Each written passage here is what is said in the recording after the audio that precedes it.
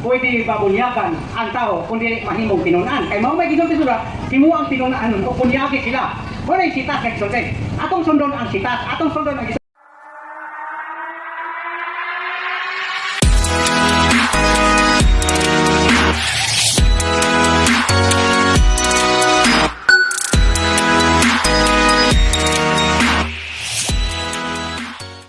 Diya sa Mateo 28:19-20, ngayon dito, panlakaw kamo sa tibok kalibutan o himo ang tinunan ang tanang katawhan. Ang pangutana, pwede babunyagan ang tao kundi mahimong tinunan. Kay mao may gisulti sila, himo ang tinunan o bunyagi sila. Wala yung sitas kay gisulti. Atong sundon ang sitas, atong sundon ang gisulti. Bunyag, himo ang silang tinunan o bunyagi sila. Ako pangutana, mahimo bang bunyagan ang usa ka tawo nga dili pa nahimong tinunan? Ang tubag, pwede kayo. Ngayon dili ko pwede. Sugo una ni Kristo.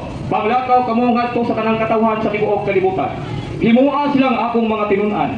Bunyagi sila sa ngalan sa Amahan, sa Anak, o sa Espiritu Santo. Naman ay sumpay, ayaw putla. Kung sa sumpay, tudloe sila pagtuman sa tanan nga akong gisugok kaninyo. O hinumdumi, ako magauban kaninyo hangtod sa katapusan sa kalibutan. Kung dakong tao imong bunyagan, muna nga tudluan daan ayha bumiyagan nga naman nakahimo naman sila og actual sin kung sa lang buhaton mo na nga walihan sila daan pasakton patuohon pero og bata kuya bunyagan sila daan ayha tudluan mo man basahan na nato ning Biblia San Mateo 28:19-20 basin og magduda ka ba basig kaingon ka nga gatumo-tumo na ko basahon na to ang Biblia San Mateo 28:19-20 gaingon din tungod niini sa inyong pagpanglakaw himua nga akong mga tinunan ang tanang katawhan sa tibuok kalibutan sa usang paagi nga usa ka tawo mamahimong tinunan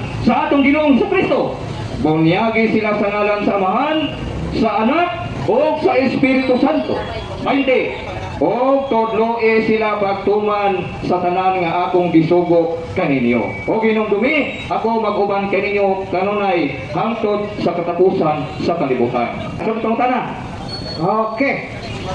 Sato pa, ang inyong pagtulunan gadugang mo. Kay ang Ginoo gayon bunyagi sila. Sato, ako di pasabot, kaning pulong sila. Apil ba di ay ang wala magto ani, nga bunyagan sila. Namato di mo, apilon man ang bisag dili tinunan. Ang sugo lagi ni Ginoong Hesus diha sa San Mateo 28:19-20 generic term. Maghisgo kini tao generic term ra naman siyo apil na bata, tigulang, tambok og niwang. Tanang katawhan gud sa tibuok kalibutan. Mao kay problema sa inyong pagtulunan manggod. Ang bata dili tawo. Ang babaye dili tawo. Ang manok dili hayop. Kaya ako'y pagtulunan nga dugang-dugang. Dugang man din akong giingon. Giputlo na ko ang San Mateo 28:19-20 nga ang batang kuya kung bunyagan daan ay hatuluan. Di ba na dugang? Mao man ay sugo ni Kristo. Ang nakaparat sa inyo inyong gikuhaan hinuon. Kaya naara pa na sa ibadayag ang magkuha o ang magdugang sa pulong sa Dios. Pagadugangan ang iyang hampak. Delikado, mahimok ang hinampak. Kaya mo mang gikuhaan. Sunod tong tanah. Atong basahon ang proseso. Proseso maguni kayo na maglukso. Ang una din atong basahon na ang unang proseso. Ingon sila ni Kristo. Busa panlakaw kamo sa 15:9. Busa panlakaw kamo ngadto sa nang katawan sa tibuok kalibutan. O himuha silang ako mga tinunan. Unang proseso, himuon sang tinunan ang katawhan. Ikaw ang proseso. Kung man imong tinunan, ikaw ang proseso. Usa pa ang bunyag. Dili kay maguna. Diba? Ako man may tinunan ni. Kaning proseso nga sundot Biblia nga sundot. Himuon sang tinunan o inyong nga kanan pwede din imong tinunan. Ama itong dawakan kanina Biblia ang itudlo o inyo. Kaya imong giingon nga matud pa nimo kung bunyagan kuno ang tao dunay proseso. Wa man na namo gidinay. Matud pa nimo ahay tinuod. Sakto mo tong iha. Supak din ako mingon ni si Brother Doming nga sayop ang San Mateo 28:19-20 nga wala man. Ikaw mo'y nasayop pagsabot sa imong gibasa. Kaya ang sugo man ni Ginoong Hesus sa mga balik ko lagi nato aron nga masabtan gyud mo mga ayag yung undang balik dinhi aron makasabot gyud ka. Kung dili pa ka makasabot karon masin sunod Domingo makasabot na ka.